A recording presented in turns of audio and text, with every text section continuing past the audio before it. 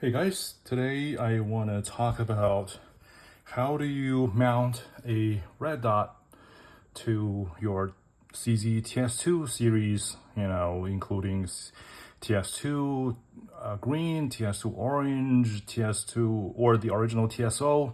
They all have the same dimension on the dovetail, so it will apply to all these kind of three guns. So I was competing with my TS2 Racing Green with iron sight, and then later on I decided to just try red dot on it, and of course it supports the frame mount solution, but I did not want the gun to look kind of super professional, competitive, or like an open gun kind of thing. So I wanted to be more, low profile. So I decided to just mount the red dot on the slide. And of course, I do not want to just send this to, for example, CZ Custom to just mill it for direct mount, because I don't want to really kind of not destroy it, but permanently change the slide. And I still want it to be able to mount the iron sight back for whatever reason, either resell or iron sight competition anyway. So I went with the option of just putting a red dot plate on the dovetail and removing the original iron sight, the rear iron sight, and then put the red dot on top of the plate. So this is the end result. I think it looks pretty good. It's not sitting too high. It's not super high. I believe this is still slightly lower than the frame mount option. And it's been working really well for me. I've taken this to one competition, and I have to say I'm really happy about the result. So, well, before I get into details, although I don't plan to just pull trigger or whatever, still safety check for the YouTube cops. Snap cap, okay? And what's inside is also snap cap. All right, so don't panic. Unfortunately, I don't have the option of recording the whole process from the beginning, so which would be better, but since this is already finished, I will just talk verbally about the whole process so that you get an idea how it is done, and more importantly, how does it look like, right? By the way, this is the Holosun 507 comp green dot. This is so far the best kind of green dot that I own, and I'm super happy about it. The large screen is super cool and convenient for competition. Anyhow, so first step is you need to have some tools. First step, obviously, you need to remove the rear iron sight. For that, you would need a traditional kind of sight removal tool. You can search the Wheeler sight push tool on Amazon. It works well for me. And this is not like Springfield, for example, which is like extremely hard to remove the rear sight. You actually put a slide in the tool, and then you set everything up, and then just use the tool to kind of remove the rear sight from right to left.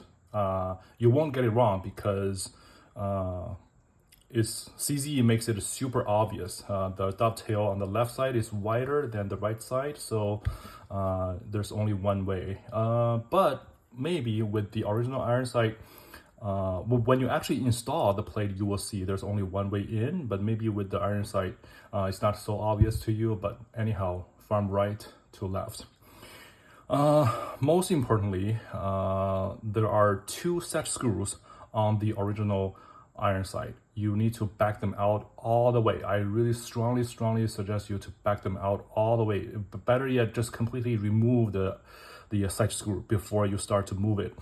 Because what I end up realizing is the bottom of the dovetail, right, is not flat, which means it's not like the set screw is going down and then just touching the flat surface as a kind of setting purpose. No, there is a notch at the bottom of the dovetail. There's a little kind of a area that goes even below the surface, right? That's where the set screw will go further down. If you don't back out the set screw enough, as the rear side goes out, it will catch the edge of that area, that recess from the surface will catch your set screw. And then you'll be wondering why is it so hard to get out, and then you use more force and bigger force, you will regret it, okay? It either destroys the set screw or it creates a huge scratch on your slide. Don't ask me how I knew about it, right? It breaks my heart. Anyhow, strongly recommend you to back the screws all the way out, and then on the side remover tool, you just remove it, and it's not that hard. You do not need to apply excessive force. I would say medium force. It will just start to move freely. Not super easy, but it's fairly easy. You're feeling it, and then it goes out, so it's fairly easy. And then next step is you find a plate, right? Either you buy it from, Tony System. There are a couple of retailers somewhere. You can just Google it and then you buy from them, or you can order from CZ Custom. So CZ Custom, the difference between CZ Custom one and the Tony System one is CZ Custom is more, more sophisticated. They have one plate that fits almost everything. But Tony System, they have two different types where they have different layouts and the footprints, and one type will support a set of footprints and the other type will support the other set of footprints. So depending on which dot you want, you need to decide, which type do you want to buy. But if you buy from CZ Custom, pretty much you just need one plate. It has way more holes on the plate compared to Tony System. And the second difference is the CZ Custom one is made from steel, and the Tony System one is made from aluminum. Okay, so yeah, you get that, and then next step is to just put the plate back into the dovetail from left to right. And here you would need a gun vise or some kind of vise, right? Because you need to start punching at the left side. So you need a vise, and then you can put some buffering, for example, like a thick cloth in between the vise so that the vise does not destroy your finish of the slide. And then you clamp it fairly, tightly, make sure the slide does not move anywhere. There's nothing that's gonna scratch it. And then you start to put the plate at the left side and then you can put another cloth on the surface, and then you can use a hammer. Medium-sized hammer should be good enough, and start to tapping it in. 99% of the chance you will find at some point it will be starting to get very hard to go further in, right? That's when you stop and back it out, and then use a file to remove as little material as possible at the root of the plate. You will see basically your dovetail is the female socket, right? And your plate is the kind of the male side. So at the very bottom, let me see here, you will see some file mark that I created. So right here, right? So use a very sharp and a small kind of a file, and then just file right here throughout, okay? You see this triangle, so basically at the root, the base of the triangle, and then just file it over there and remove as little material as possible. Since this is aluminum, it's fairly soft and it's very easy to remove material if you have kind of a stainless steel or steel kind of material file. I would say give a solid 5 times of filing. Just stick there and 1, 2, 3, 4, 5, right? You will see some powders, aluminum powders, or the paint, the black paint will come off.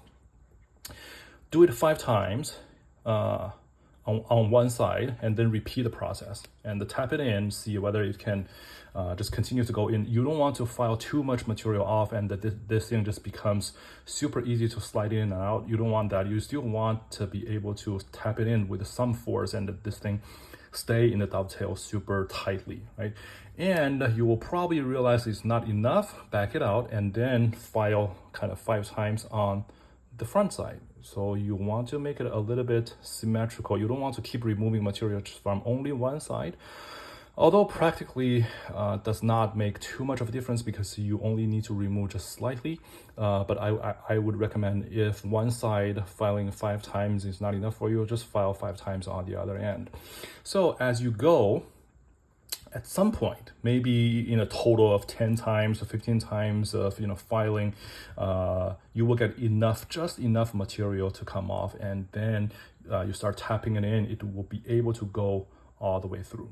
All right, and what's sweet about Tony's system is they even left a hole at the right place so that the pin, there's a pin, I forgot the name, it will have a hole to accommodate that pin. So in case you need to completely disassemble the slide, the hole is there for you to punch the pin out so that you don't need to take out the whole plate to punch out that pin, which is really sweet, right? What's next? Yeah, basically you need to center it, right? Make sure the plate is centered. I would highly recommend a calibration tool. Gosh, what's that tool's name? I forgot, but basically a very accurate tool to measure the distance from the edge to the center, and then also the edge to the center. Make sure the part that comes out of the slide is the same on both sides. Or you can develop your own method of making sure this is centered, right? But that's the method that I use. Basically, I measure from the slide, right, the edge of the slide all the way to the outside of the plate. That kind of a distance, measure it on both sides and make sure they are equal. And when it's centered, the hole that Tony system plate is left to accommodate that pin, you will realize the hole is not exactly at the center and on top of the pin, right? That hole cannot be used to center the plate because it will be off a little bit. So if you align that hole with the pin perfectly, you will most likely realize that the plate is not in the center. Trust me, because I did this to 3 of my guns, okay? TS2 green, TS2 orange, and my TSO. So I repeated this process 3 times, and all 3 of them, I realized the same thing. So the most accurate way is still to measure the distance instead of aligning that pinhole, all right? And of course, after you're done, use Loctite and put down the set screw. I use 15 inch-pound torque to make sure it's it's tight, and then the blue Loctite should be sufficient. And then from there, you can just mount the red dot of your choice. I think that's pretty much what I want to say. Experience-wise, what you should pay attention to, and it's really not that hard. Okay, probably took me only 10 minutes to remove and mount the plate and then measure to the center and everything when I did the second time. So it's really simple. And later on, if you want to tap it out and put your back iron to put back your rear iron sight in, is still fairly easy. So overall, my shooting experience with this iron sight oriented TS2 with the red dot on the slide is really, really good. There's no cycling issue, even though it's a little bit heavier, right? If you calculate all these weights, there was no cycling issue or whatever. I did not need to adjust the spring weight, did not need to change the ammo. I used the 115 grain regular training ammo. So yeah, I guess that's about it.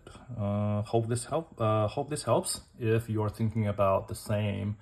And man, this gun shooting with the red dot is a beast. It's really, really good.